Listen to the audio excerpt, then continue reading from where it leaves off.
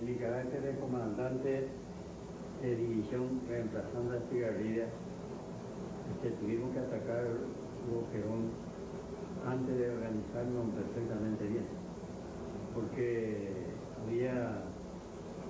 sabíamos de que Bolivia traía contingentes para reforzar Boquerón y con intención de atacar y la apoyo. Bueno, por eso es que nosotros atacamos inmediatamente sin mayor preparación. Y el 9 fue un ataque envolvente que hicimos por el campo para atacar por la retaguardia.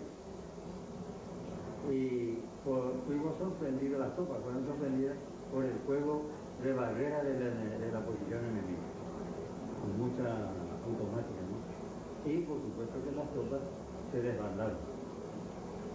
Se dice que si el enemigo, ustedes saben, he visto en mi libro, que yo digo que si el enemigo ese día hubiera hecho una salida, quién sabe si nosotros quedábamos el bloqueo.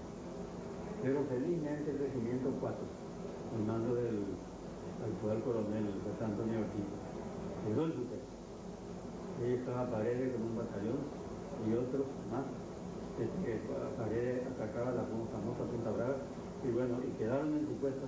Y mediante eso nosotros pudimos recoger y reorganizar los dos batallones para continuar combatiendo. A medida que reuníamos los individuos, los mandábamos a la línea para atacar. Yo estuve de comandante de Fortín, comandante de guarnición en unos meses antes de la guerra del Chaco, y mi afán era salir a reconocer intensamente los alrededores.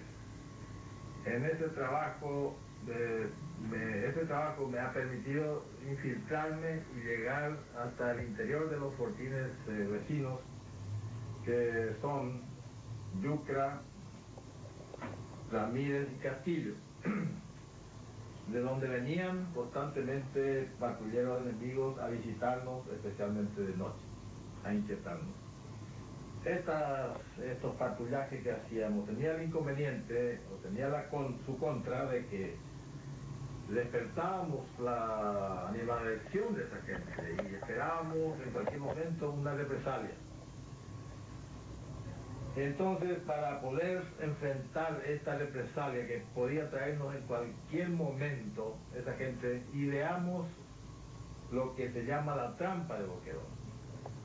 La trampa de Boquerón tiene la particularidad que en vez de esperar al enemigo, por ejemplo, de este lado del frente, o sea, del lado del enemigo, nosotros hicimos la posición detrás del fortín. Este es el fortín. Y nosotros hicimos la trinchera aquí, en esta parte.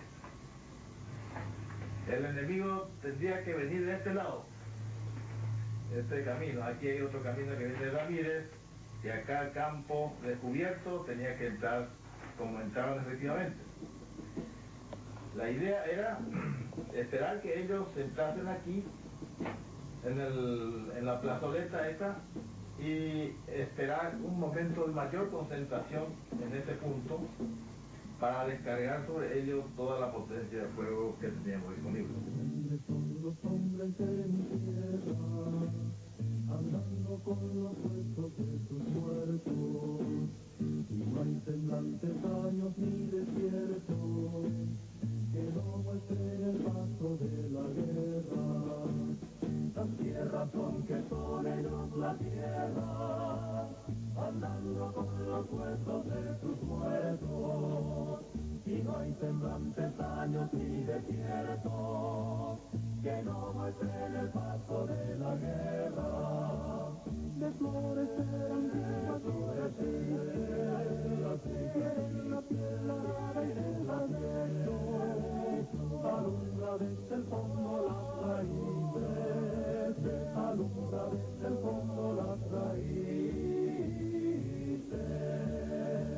Tan tierra son los hombres de la tierra, del color sangriento de su lecho, la paz florida brota de su guerra.